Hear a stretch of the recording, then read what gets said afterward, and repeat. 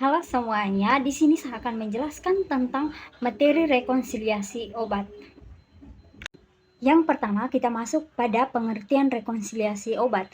Jadi, rekonsiliasi obat itu adalah proses sistematis untuk membandingkan daftar obat yang sedang atau pernah digunakan pasien dengan obat yang saat ini digunakan atau diresepkan untuk mengidentifikasi dan mencegah terjadinya kesalahan pengobatan atau medication error.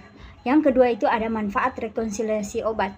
Nah, manfaatnya itu yang pertama untuk mencegah medication error dan diduplikasi, kemudian yang kedua meningkatkan keselamatan pasien, yang ketiga menghindari interaksi dan efek samping berbahaya, yang keempat menjamin kelanjutan terapi yang tepat, yang kelima meningkatkan kualitas pelayanan kesehatan. Yang berikut itu ada tujuan.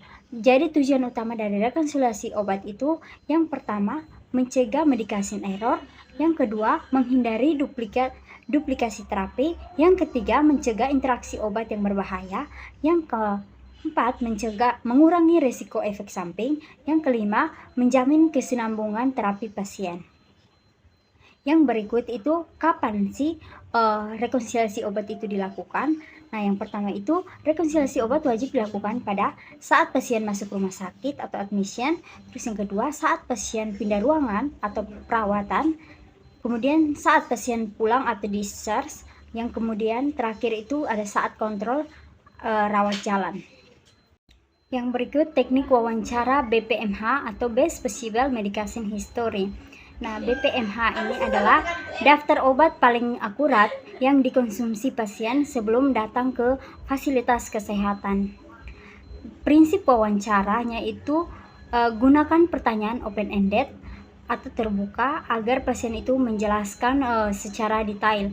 Contohnya itu bisa diceritakan obat apa saja yang rutin Bapak atau Ibu konsumsi di rumah.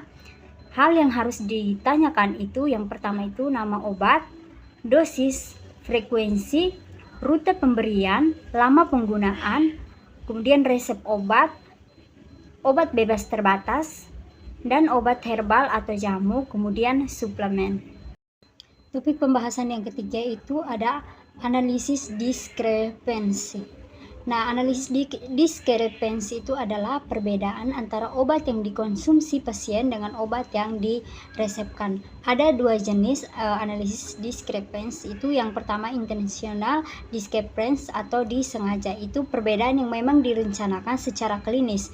Contoh, yang pertama itu obat dihentikan karena kontraindikasi. Terus yang kedua itu dosis diturunkan karena gangguan ginjal. Yang ketiga obat diganti karena efek samping. Terus yang berikut itu ada yang analisis diskresi yang tidak disengaja. Itu contohnya perbedaan yang tidak direncanakan dan berpotensi menyebabkan kesalahan. Contohnya itu yang pertama, dokter lupa meresepkan obat hipertensi yang rutin diminum pasien. Terus yang kedua itu dosis salah tulis. Kemudian yang ketiga itu duplikasi terapi. Kemudian yang keempat itu obat penting itu tidak tercantum dalam resep. Yang berikut itu formulir rekonsiliasi obat. Nah, yang pertama itu lihat apakah pasien itu menggunakan obat sebelumnya, yaitu penggunaan obat sebelum admisi. Pada kolom ya itu dengan rincian sebagai berikut. Jika pasien sebelumnya mengonsumsi obat atau resep atau non-resep, maka isi tabel di bawahnya. Kemudian jika tidak menggunakan obat sebelum admisi, itu jika pasien itu tidak mengonsumsi obat apapun sebelum masuk ke rumah sakit. Kemudian yang kedua itu baca daftar obat satu persatu. Misalnya itu nama obat yang digunakan pasien itu ada paracetamol, misalnya itu paracetamol, amlodipin, metformin dan lain-lain. Kemudian dosis itu contohnya seperti 500 mg, 10 mg, dan 1 tablet dan lain-lain. Kemudian frekuensinya itu seberapa sering obat itu diminum, yaitu 1 kali sehari, 2 kali sehari maupun 3 kali sehari. Kemudian itu cara pemberiannya itu rute pemberian obat itu bisa melalui oral, injeksi, topikal maupun inhalasi. Kemudian pada kolom perhatikan keputusan dokter, yaitu ada lanjut, ubah atau stop. Nah, lanjut aturan pakai lama itu contohnya obat itu tetap diberikan dengan dosis dan aturan yang sama. Kemudian lanjut aturan pakai berubah itu obat tetap diberikan tetapi ada perubahan dosis atau frekuensi.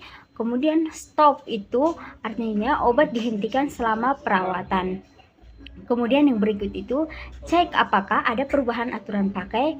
Kemudian pastikan tanggal dan tanda tangan apoteker itu jelas. Materi yang berikut itu mengenai komunikasi SBAR. Nah, SBAR ini adalah metode komunikasi terstruktur yang digunakan tenaga kesehatan untuk menyampaikan informasi pasien itu secara jelas, singkat, dan sistematis, terutama saat melapor ke DPJP. Nah, SBAR ini kepanjangan singkatan dari Situation, Background, Assessment, dan Recommendation. Situasinya itu yaitu menjelaskan masalah utama pasien saat ini, yaitu contoh komunikasinya itu apa yang sedang terjadi, yaitu menanyakan kondisi pasien. Kemudian yang berikut itu background, itu latar belakang, itu memberikan riwayat atau informasi klinis yang relevan. Contohnya itu apa informasi penting sebelumnya. Kemudian assessment itu atau penilaian itu menyampaikan hasil analisis atau temuan, yaitu apa yang ditemukan atau dikhawatirkan dari pasien.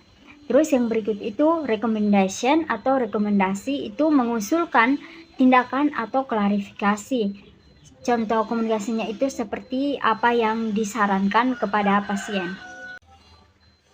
Jadi kesimpulannya itu rekonsiliasi obat itu merupakan langkah penting dalam menjamin keselamatan pasien melalui pengumpulan riwayat obat yang akurat, analisis kesenjangan, serta komunikasi efektif menggunakan komunikasi SBAR.